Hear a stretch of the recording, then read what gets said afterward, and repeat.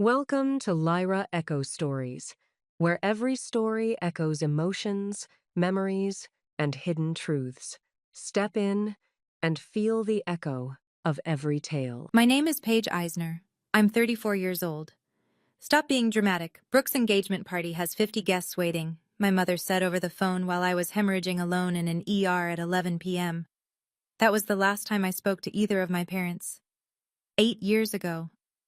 I lost my baby that night, and I lost my family the same night. Not because of the miscarriage, but because of a choice they made. A choice I still can't unhear. What I didn't know was that someone in that family never actually left.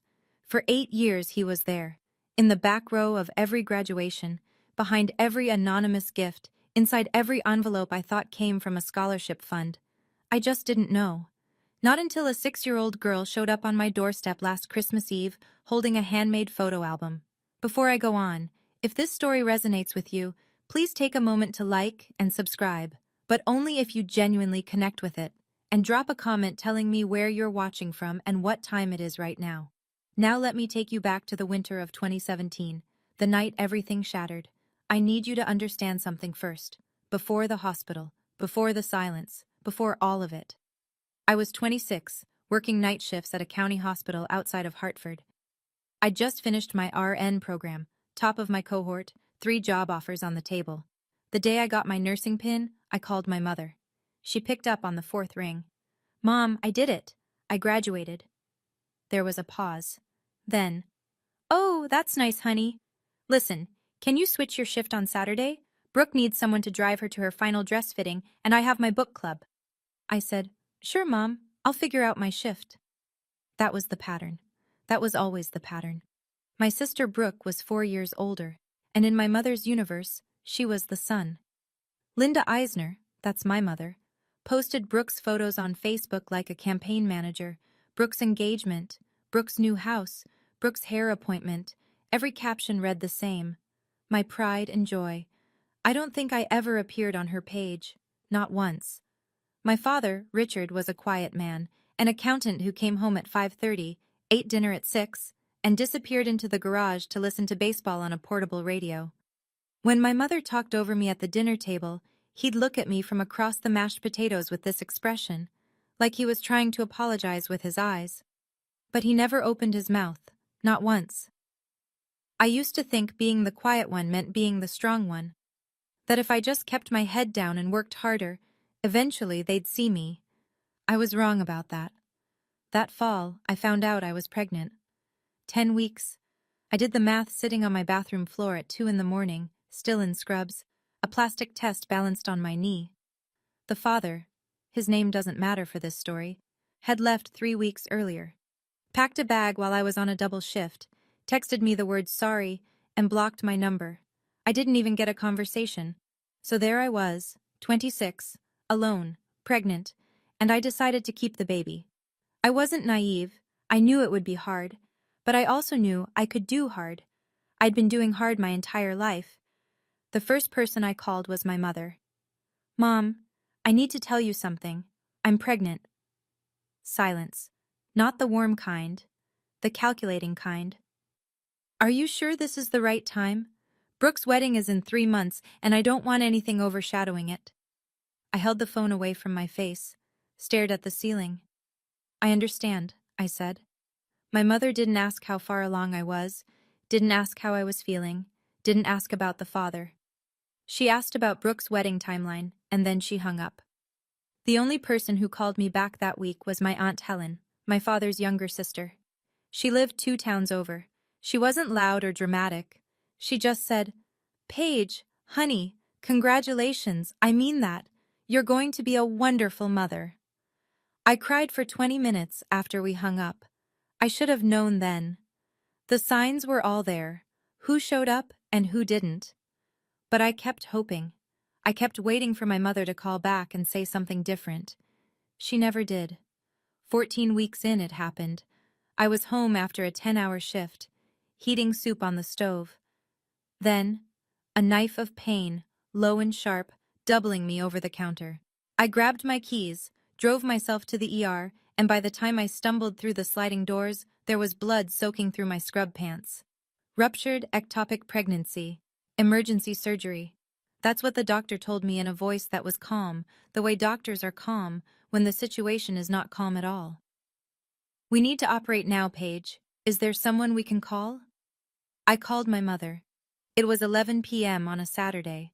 I could hear music in the background, laughter, glasses clinking. Mom, I'm in the ER. They're taking me to surgery. I'm scared. Can you come?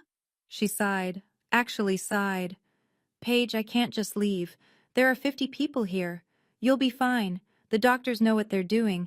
Don't be dramatic. Then I heard it. In the background. My sister's voice. Sharp, annoyed. Who is it? Tell her we're busy. My mother lowered her voice, like she was shielding the party from the inconvenience of me. I'll call you tomorrow, okay? Get some rest. She hung up. I went into surgery alone. A nurse whose name I'll never forget, Karen, a woman I barely knew, held my hand while they put me under. She said, "You're not alone, sweetheart. I'm right here." A stranger said the words my mother wouldn't. I woke up in recovery. The baby was gone. The room was empty. No flowers, no family, no one sitting in the chair by the window. Not that night. Not the next day. Not ever. 3 days later, I was still in the hospital when my phone rang. It was Linda. She didn't ask how the surgery went. Didn't ask if I was recovering. Her first sentence, the very first thing she said, was this. I hope you're not going to use this to guilt trip anyone. The party went beautifully, by the way. I held the phone against my ear and let the words settle. Paige, are you there? I'm here, I said. And that was the last thing I said to my mother for 8 years. I hung up. Changed my phone number that afternoon. The hospital had a social worker who helped me. Deactivated my Facebook, filed the transfer paperwork to a community clinic 4 hours south, in a town where nobody knew my last name.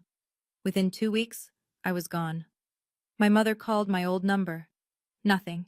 She called Aunt Helen and screamed, "Your niece is being selfish. She's punishing me for one phone call." One phone call. That's what she reduced it to.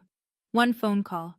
While her daughter hemorrhaged on a gurney and lost a child and woke up to a ceiling she didn't recognize and a silence that swallowed her whole. I didn't leave to punish anyone. I need you to understand that. I left because staying would have killed me. Not my body, but everything inside me that still wanted to believe I mattered to them. And if I stayed, I would have spent the rest of my life reaching for a hand that was never going to reach back.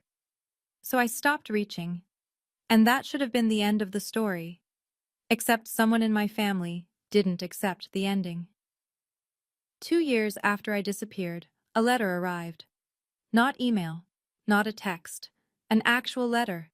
Handwritten, on lavender stationery, from Aunt Helen. She'd tracked down my new address through a mutual friend at the hospital where I used to work. I almost threw it away. I was done with the Eisner family and everything it contained. But I knew Helen. She was the only one who'd called to say congratulations. So I opened it. The first paragraph was warm. She hoped I was doing well. She missed me. She was proud of me. The second paragraph made my hands shake. Your mother has been telling people you left because of a mental health crisis. She wrote a letter to Pastor Thomas at Grace Community Church. She told him you'd been diagnosed with a severe personality disorder.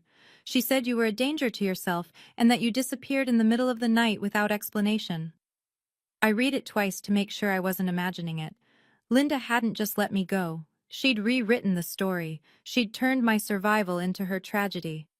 Helen wrote that Linda now hosted monthly family dinners, invited all the aunts, uncles, cousins, and at each one, she'd pause before the meal and ask everyone to bow their heads for Paige, a full minute of prayer, for me, the daughter who hadn't been diagnosed with anything, the daughter who left because her mother chose a party over her life.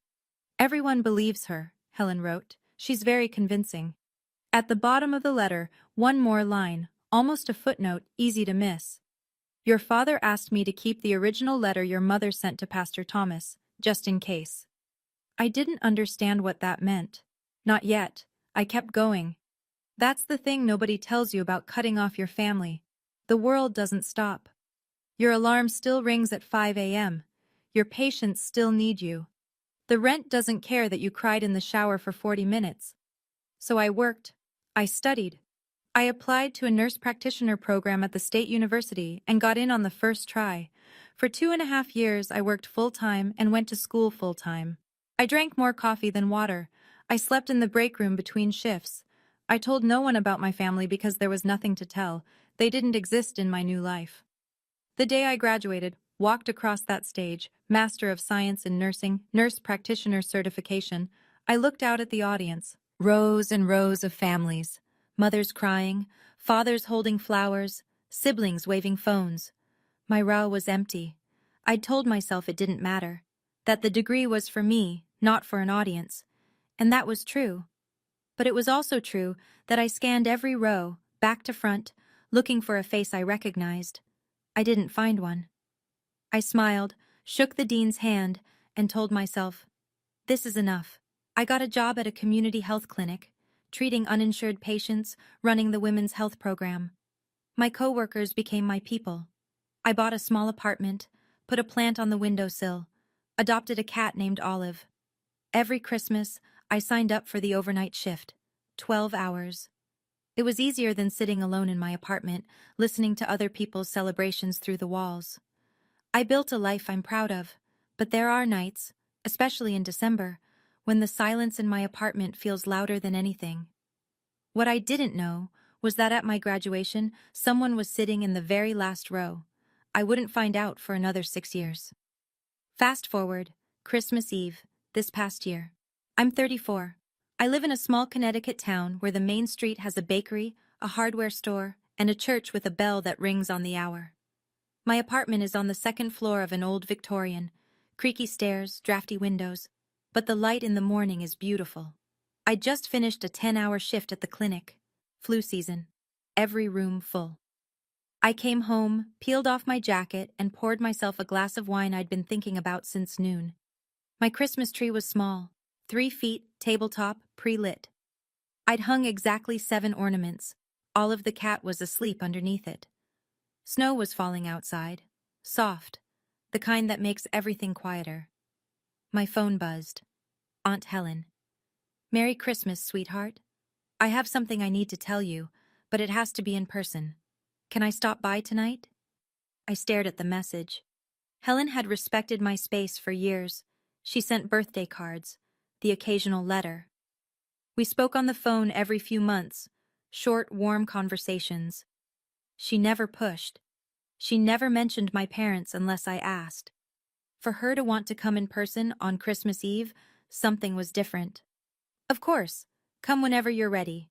I put the kettle on, straightened the pillows, tried to ignore the knot forming at the base of my throat. At 7 p.m., the doorbell rang. I walked to the door, turned the handle, and looked out. But it wasn't Aunt Helen standing there. I looked down and saw a pair of brown eyes I had never met staring up at me. A little girl, maybe 5 or 6, dark blonde hair tangled from the wind, holding a book pressed against her chest like it was the most important thing in the world. The girl looked up at me. Snow dusted her eyelashes. "Are you Aunt Paige?" I couldn't move. I couldn't speak. No one had called me aunt in 8 years. No one in my family had called me anything in 8 years. "Are you Aunt Paige?" she asked again, smaller this time, like she was afraid she had the wrong door. Yes, I'm Paige." She held out the book. "Grandpa said to give this to you. He said you'd know what it means." My hands took it before my brain caught up. It was heavy, leather-bound, cracked at the spine, held together with a rubber band. On the cover, in shaky handwriting I recognized instantly, my father's. 3 words. For Paige, everything. Behind the girl, a car door opened. Aunt Helen stepped out, wrapped in a wool coat, her face red from crying, or cold, or both. She walked up the steps slowly. She looked 10 years older than the last time I'd seen her. "Her name is Lily," Helen said. "She's Brooke's daughter, your niece." The air left my lungs. "And before you say anything, your father made that." She pointed to the album in my hands. "All of it. Every page. He asked me to bring her tonight because—" Helen's voice broke. She pressed her fist to her mouth, steadied herself. He's not well, Paige. He's in the hospital. His heart. I looked at Lily. She had Brooke's chin, Brooke's small ears, but her smile, shy, a little crooked, waiting for permission. That was Richard's smile. My father's smile, standing on my doorstep on Christmas Eve. "Come inside," I said. "Both of you, come inside." I sat on the floor, the album on my lap, and opened the first page. The first photograph was blurry, taken from too far away, slightly crooked, the kind of picture someone takes when they don't want to be seen taking it. A graduation stage, navy and gold banners, a woman in a cap and gown shaking a hand at a podium.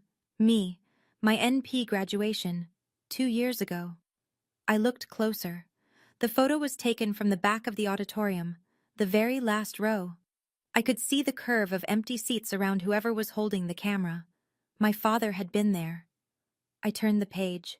A photo of me standing outside the clinic, laughing with my coworker Maria, coffee in hand, taken from across the street. Through a car window, I think. There was a faint reflection in the corner. Next page, a bank transfer receipt. $200, sent monthly, for 48 months. From the account of Helen Eisner. But in pencil, in my father's hand, a note in the margin. From Dad. My throat closed. Those payments. I'd received them through a financial aid office. I thought they were part of a loan repayment assistance program for rural healthcare workers.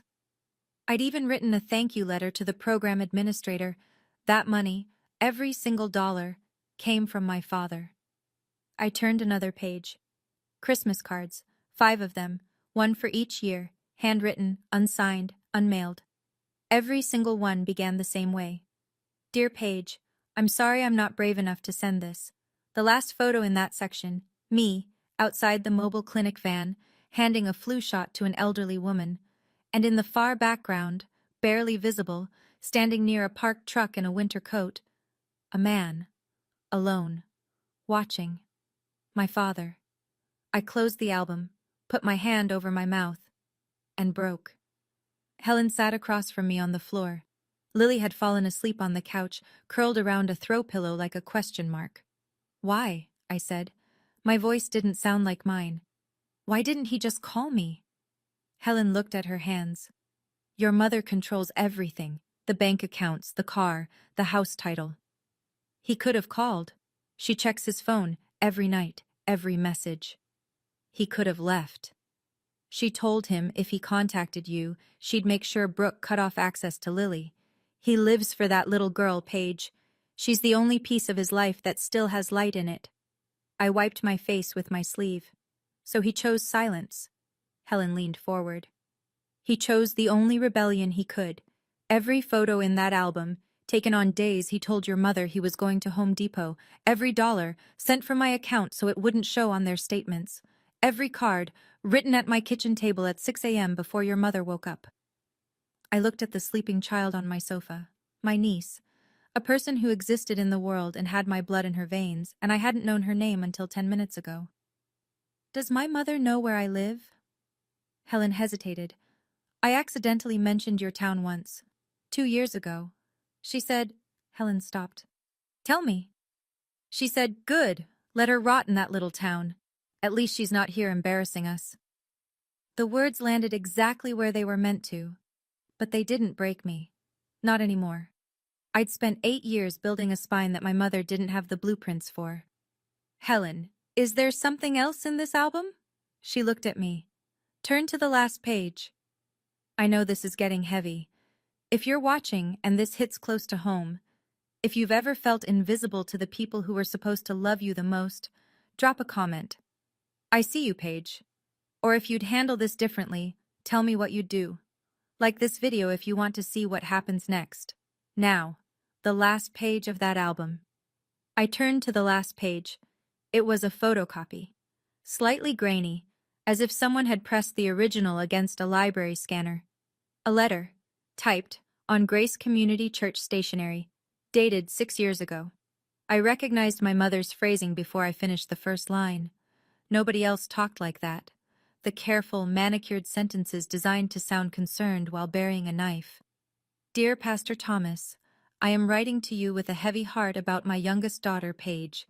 As you may know, she left our family suddenly and without explanation. What I haven't shared publicly is that Paige has been diagnosed with a severe personality disorder. She has become a danger to herself and has refused all treatment. We are devastated. I read it twice. 3 times. None of it was true. Not one word. I had never been diagnosed with anything. I had never refused treatment for anything. I left because my mother told me to stop being dramatic while I was losing my baby. And she had put it in writing, sent it to a pastor, let it circulate through a congregation of people who knew my name. How did Dad get this? My voice was flat. Pastor Thomas gave him a copy, Helen said quietly. He kept the original in his office. He told your father it didn't sit right, that a mother who writes a letter like that but never once asks the church to visit her daughter or offer help, something didn't add up. Why didn't Dad use this sooner? Helen looked at the sleeping girl, then back at me. He was afraid of losing everything, but 2 months ago they found a blockage in his heart. He's scheduled for surgery on the 26th, and he told me, if I don't make it, at least let Paige know she was never forgotten. And then Helen said something that changed everything. Your mother organized the Christmas Eve service at Grace Community this year. I looked at Helen. She what? She's giving a speech, tonight, about family, forgiveness, and... Helen paused, choosing her words carefully. The pain of losing a child who chose to leave. I almost laughed. Almost. But the sound that came out of my throat wasn't laughter. It was something older and sharper. She's performing, I said. In a church. On Christmas Eve. She's been rehearsing for a week. The whole congregation will be there. 60, maybe 70 people. The same people who got that letter. The same people who pray for you every month like you're some cautionary tale. I stood up, walked to the window. Outside, the snow was falling harder. The street lamp threw a cone of yellow light across the sidewalk. Somewhere down the block, I could hear carolers.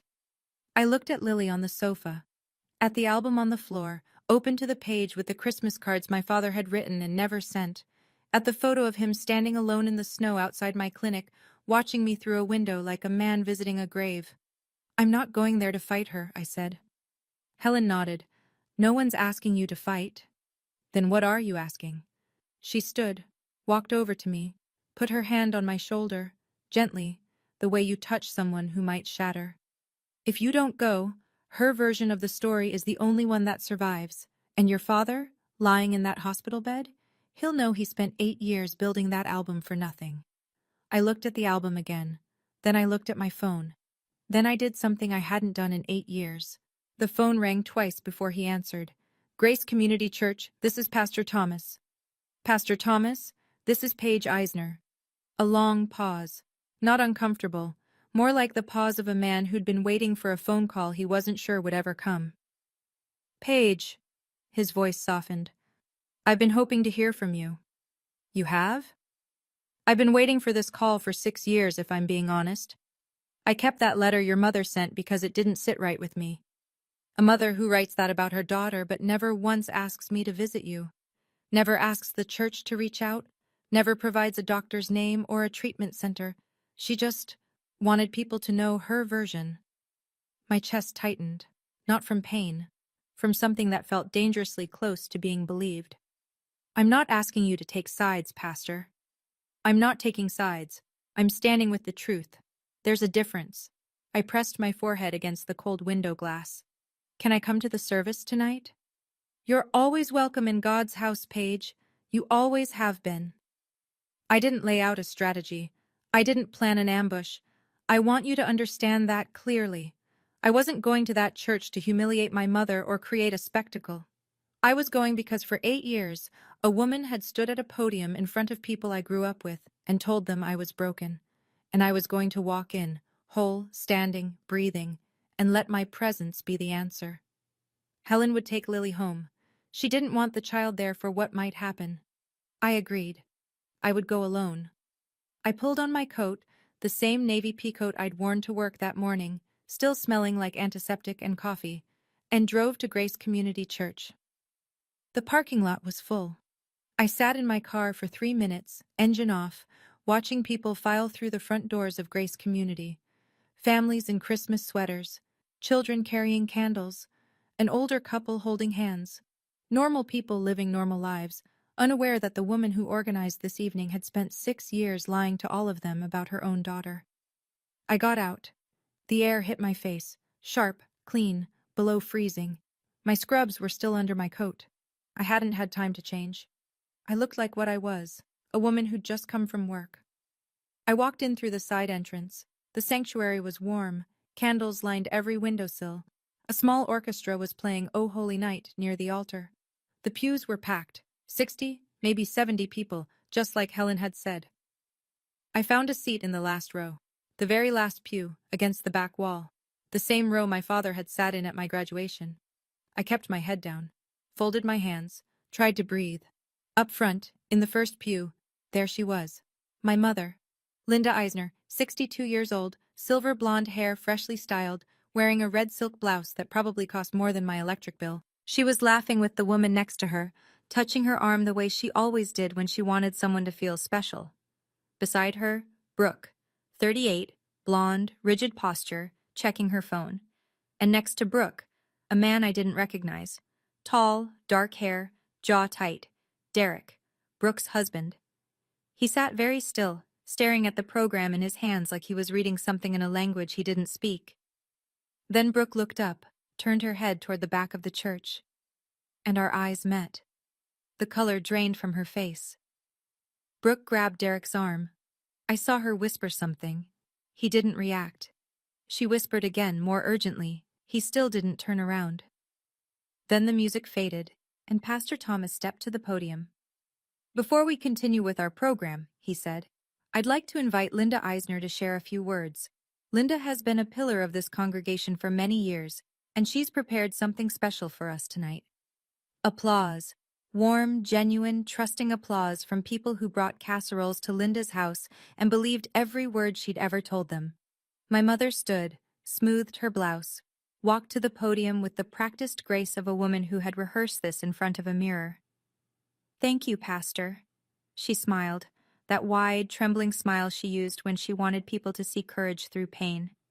"Christmas is about family, about forgiveness, about never giving up on the people you love."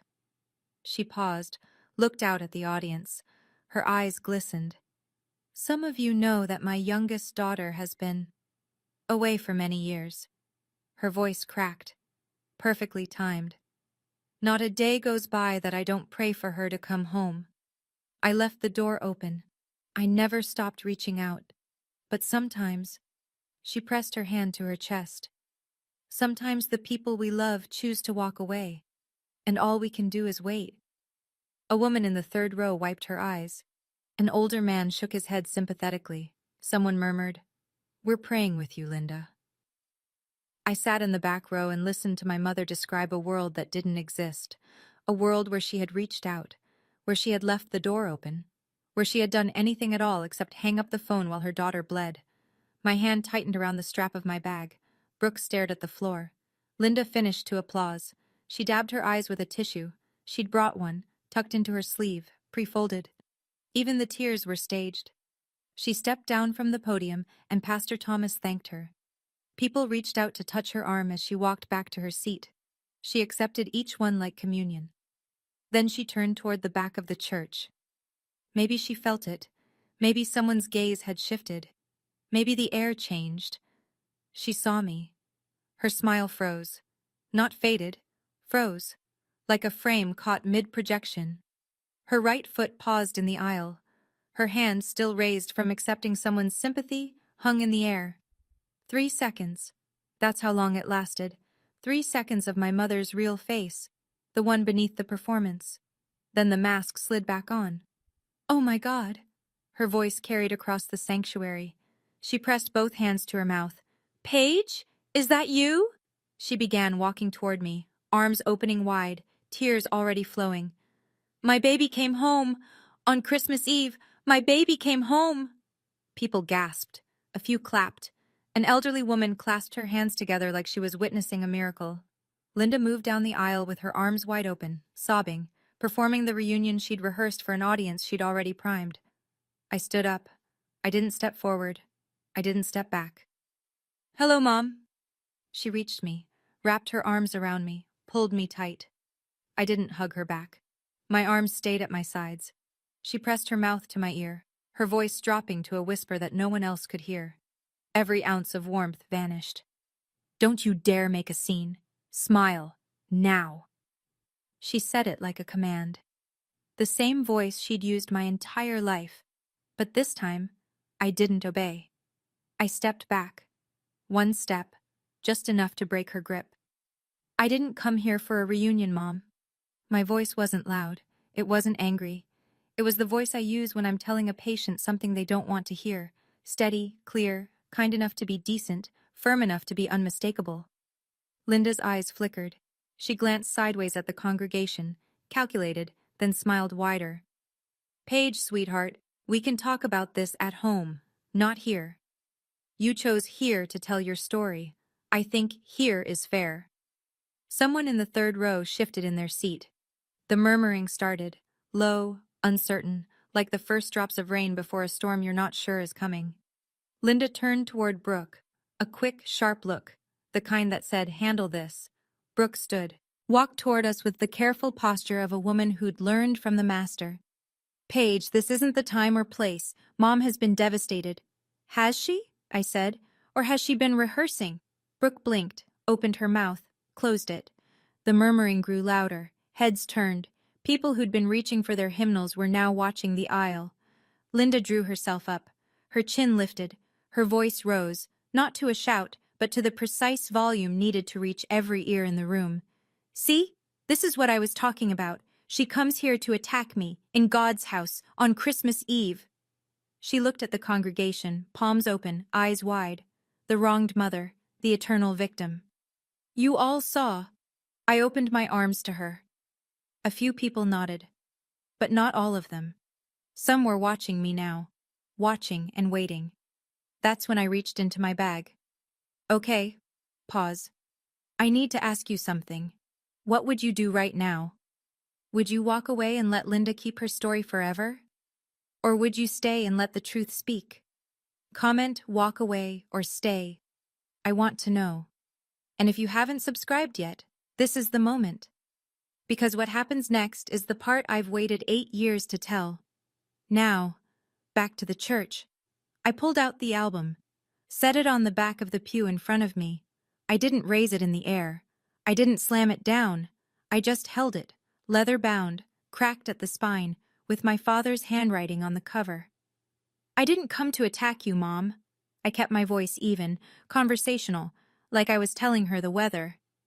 "I came because Dad asked me to." Linda's face shifted. Something behind her eyes recalculated. "Your father? What are you talking about? Did you know he was at my graduation?" "Back row, right about where I'm standing now." I opened the album to the first page and turned it so the people nearest to me could see. The grainy photo of the auditorium, the empty seats, the lone figure holding a phone camera. "Did you know he sent money every month so I could finish school? Did you know he wrote me a Christmas card every single year and never mailed them because he was afraid of you?" Silence, not the comfortable silence of a church at rest. The heavy, airless silence of a room full of people realizing they might have been lied to. "That's ridiculous," Linda said. Her voice was still controlled, but her jaw was tight.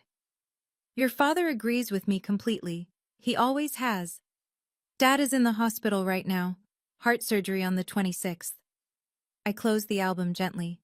He made this album, every photo, every receipt, every unsent card, because he didn't know if he'd get another chance to tell me the truth. A murmur rippled through the pews. The woman who had wiped her tears during Linda's speech was now staring at my mother with an entirely different expression. Nobody was clapping anymore. I opened the album to the last page, held it steady.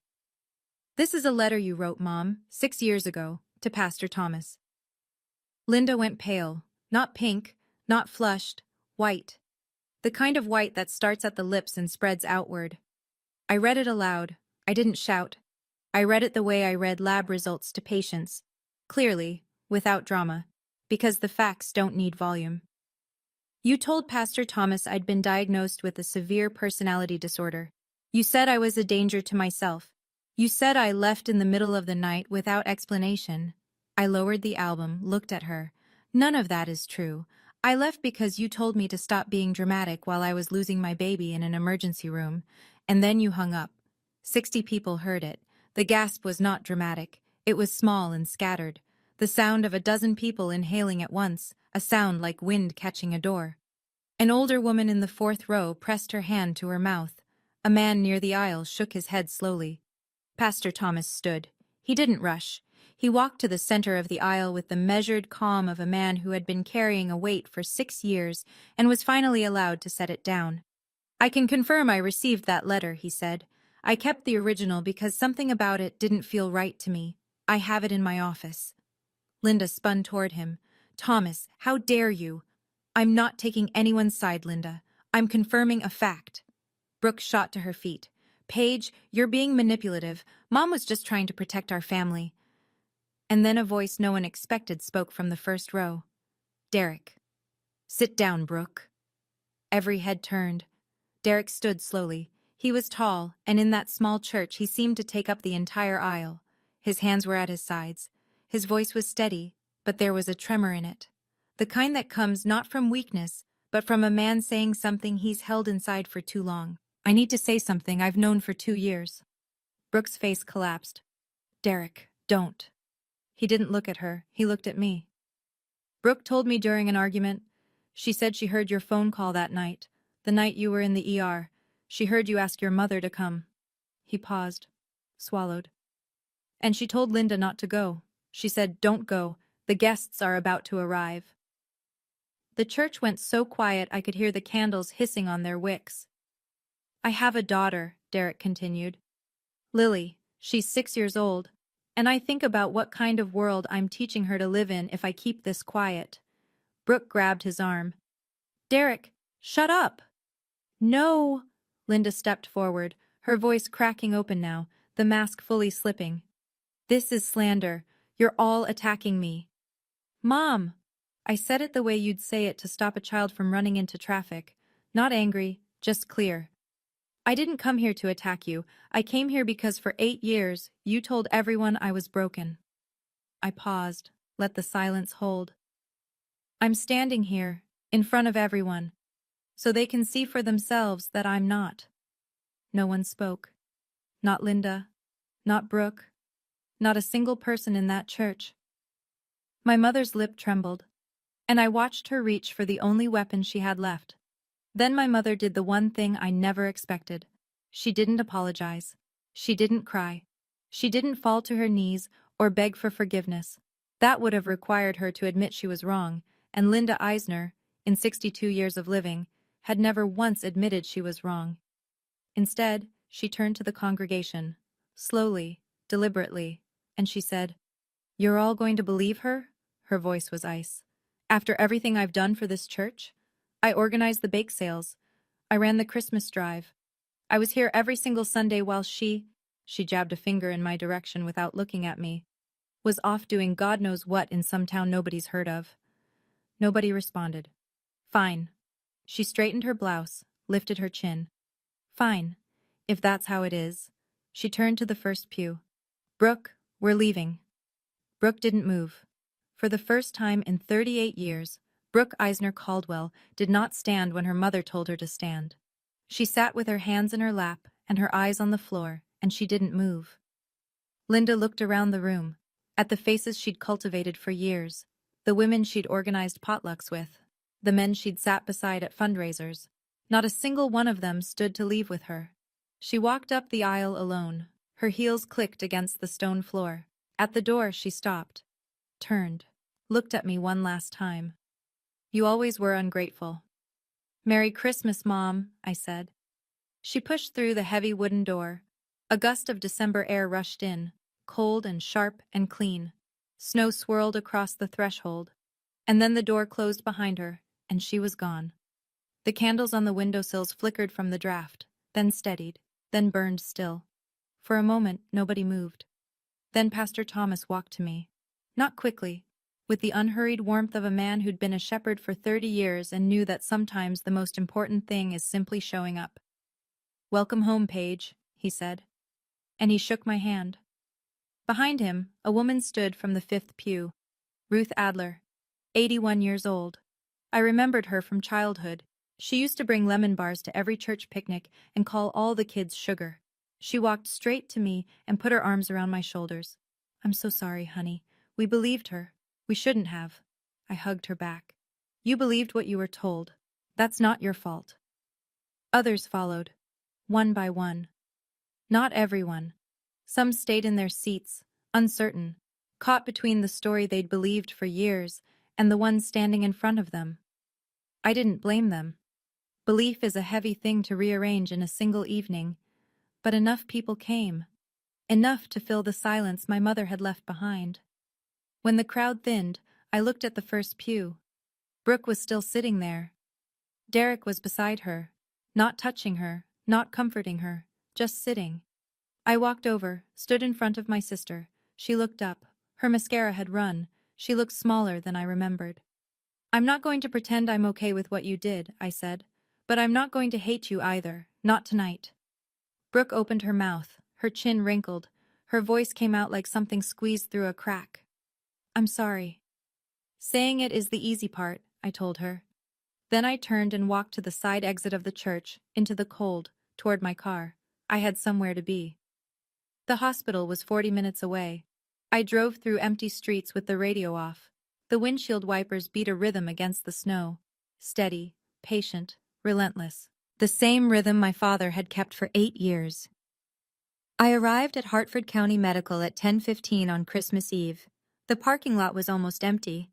The lobby smelled like floor cleaner and artificial pine. A nurse at the desk recognized me. I'd done a rotation here years ago. "Room 412, she said.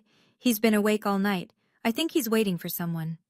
I took the elevator, walked down the hall, stood outside room 412 and looked through the glass. Richard Eisner, 66 years old, lying in a hospital bed with an IV in his arm and a heart monitor beeping softly beside him. His hair was thinner than I remembered. His face was gray, but his eyes, open, alert, fixed on the door. Those were the same eyes that had looked at me across dinner tables for 26 years, trying to apologize without words. I pushed the door open, stepped inside. We looked at each other. For the first time in 8 years, my father and I were in the same room. No distance, no camera zoom, no rubber-banded album between us. I set the album on the edge of his bed. "I got your gift, Dad." His face crumpled, not dramatically. Slowly, the way a dam breaks when the water has been pressing against it for so long that it doesn't explode, it just gives way. I should have been braver, Paige. Every single day, I should have been braver. I took his hand. It was thin and warm. "You were there," I said. "In every back row, in every envelope, you were there." He cried. I'd never seen my father cry before, not once in my whole life. "I'm not ready to forgive everything," I told him, "but I'm here, and I'm not leaving." "That's enough," he said. "That's more than enough." We sat together for a long time. The heart monitor beeped. Snow hit the window in soft ticks. Somewhere down the hall, a nurse was humming Silent Night. Eventually, Richard spoke again, quietly, like a man sharing a secret he'd been rehearsing for months. "I need to tell you something else." I squeezed his hand. "Okay." 6 months ago, I contacted a lawyer. Through Helen. Your mother doesn't know. I waited. "I filed for legal separation last month. My half of our assets, the savings, my pension, the investments, I've set up a trust, for you and for Lily." I stared at him. "Dad, it's not about the money. It's about her not being able to hold it over anyone anymore. Not me, not Helen, not that little girl." He looked at the ceiling. "Your Aunt Helen is my power of attorney if anything happens during the surgery. She'll handle everything." I didn't know what to say.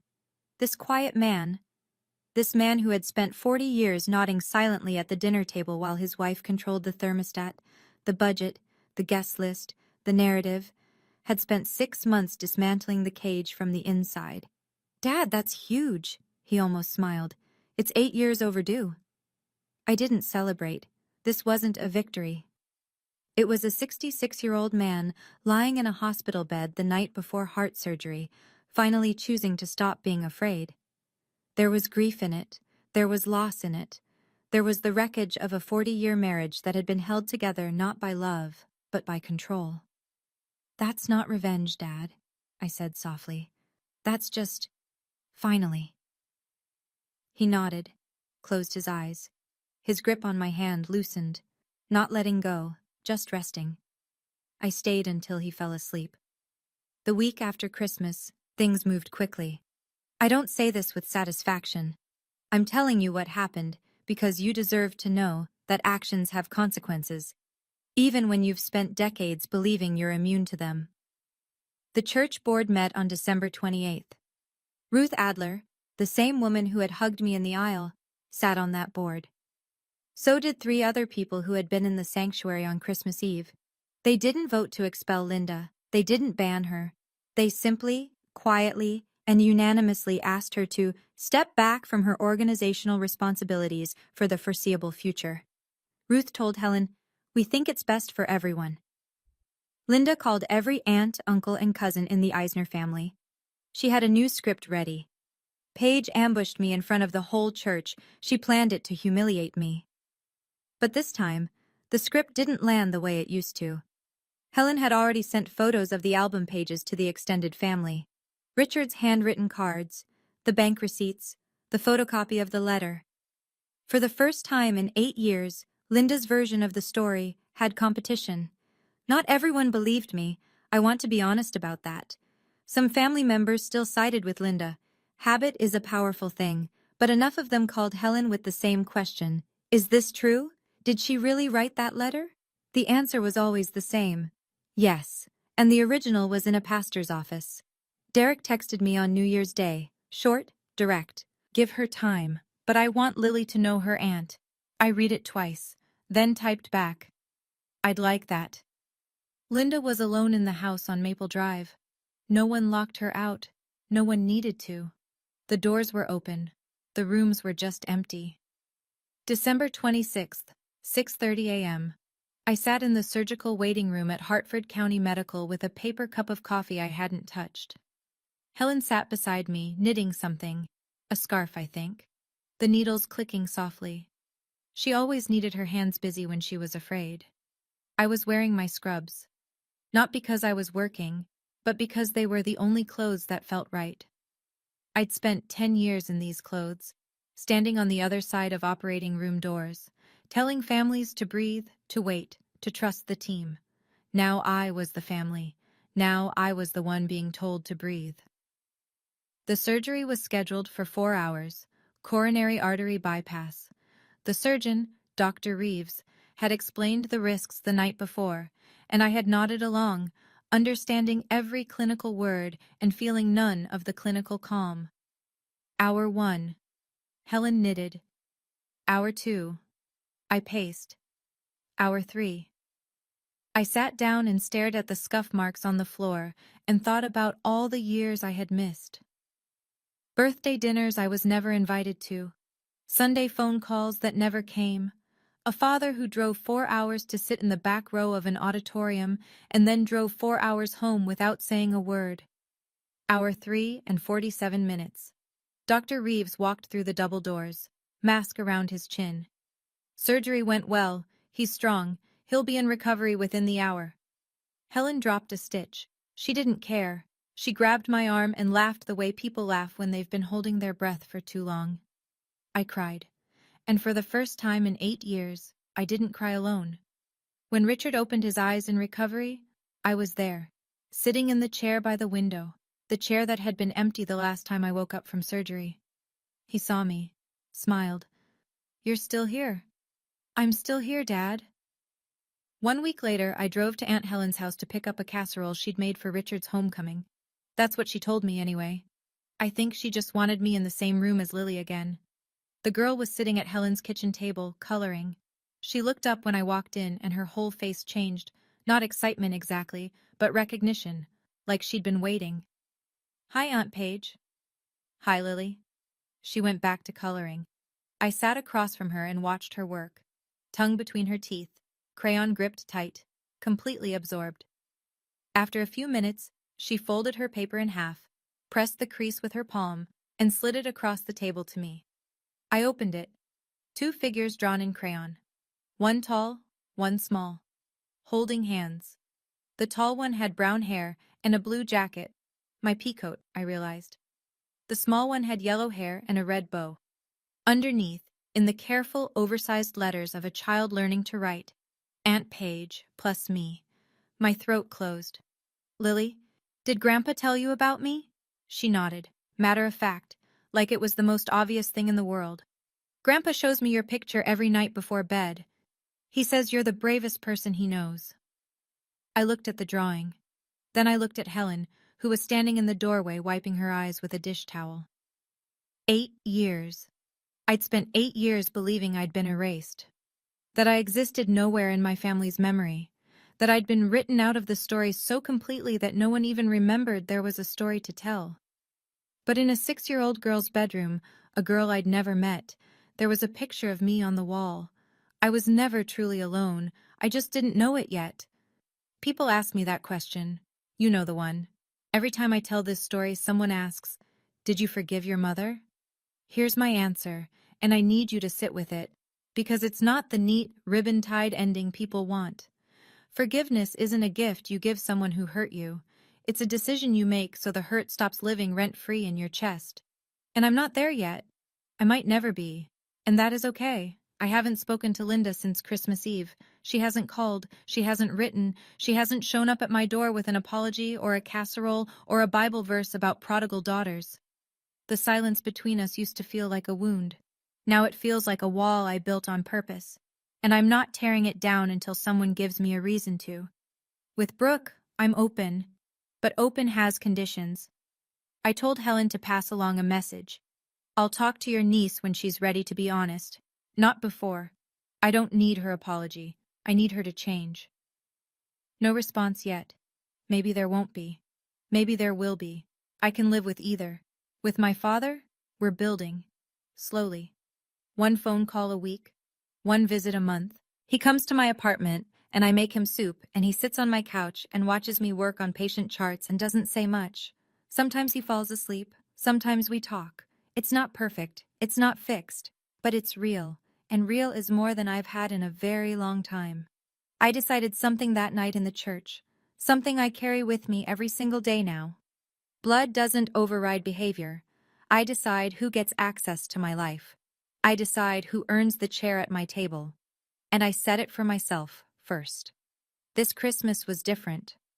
I didn't sign up for the overnight shift. For the first time in 8 years, I wasn't at the clinic on December 25th. I was home. My apartment still has the creaky stairs and the drafty windows. But the table, the small kitchen table where I used to eat cereal alone at 7 a.m., had 3 extra chairs pulled up to it. Richard sat on the couch. He's thinner now, and slower. But his color is good, and his doctor says the bypass is holding. He was helping Lily hang a paper snowflake on the tree, my tree, which this year was 5 feet tall and had more ornaments than branches. Helen was in the kitchen, doing what Helen always does, feeding people. The whole apartment smelled like garlic and rosemary and something chocolate cooling on the counter. Derek had brought Lily that morning. He and Brooke are separated now. That's not my story to tell, and I won't pretend to know all the reasons. But he stood in my doorway, handed me a bag of Lily's things, and said, "Thank you for letting her be here." I said, "Thank you for bringing her." Brooke sent a card, 2 words inside. "I'm sorry. I don't know if that's a beginning or an ending. I don't know if she means it the way it needs to be meant. But I put the card on my windowsill, next to a photo of my father at my graduation, printed from the album, framed in a $5 frame from the pharmacy. Lily sat on the floor, drawing. She draws constantly now. Every picture has 2 people holding hands. I looked around the room, small, warm, imperfect, full. Last Christmas, a little girl knocked on my door holding a book. This Christmas, she's sitting on my living room floor, drawing pictures of the 2 of us. Some stories don't have neat endings, but this one has a beginning. And that's enough. If you're still here, and I hope you are, I want to say something directly to you, not as a character in a story, as a person. If you recognized any of this, the favoritism, the gaslighting, the way a parent can smile for the room while gutting you behind closed doors, I want you to know something. Walking away isn't giving up. Walking away is sometimes the bravest thing you'll ever do. I know because I did it at 26, alone, in a hospital gown, and it saved my life. And if there's someone who's been loving you from the back row, someone you didn't know was there, don't be too proud to let them in when they finally step forward. My father isn't perfect. He was quiet when he should have been loud. He was careful when he should have been reckless, but he showed up, in every way he could, and when it mattered most, he made sure I knew. You deserve a seat at your own table, not the back row, not the leftover chair, not the folding seat they pull out of the garage when they've already set the places for everyone else. The seat you built, the seat you earned, the seat you set for yourself. My name is Paige Eisner. I'm 34 years old. I'm a nurse practitioner. I have a cat named Olive, an apartment with drafty windows, and a niece who draws pictures of us every single day. This was my story. Thank you for listening. If this story stayed with you, I'd love to hear yours. Comment below. Have you ever had to walk away from family to find peace? Or did someone love you from the back row without you knowing? Hit subscribe if you haven't already, and check the description for more stories like this one. Merry Christmas, wherever you are, whenever you're watching this.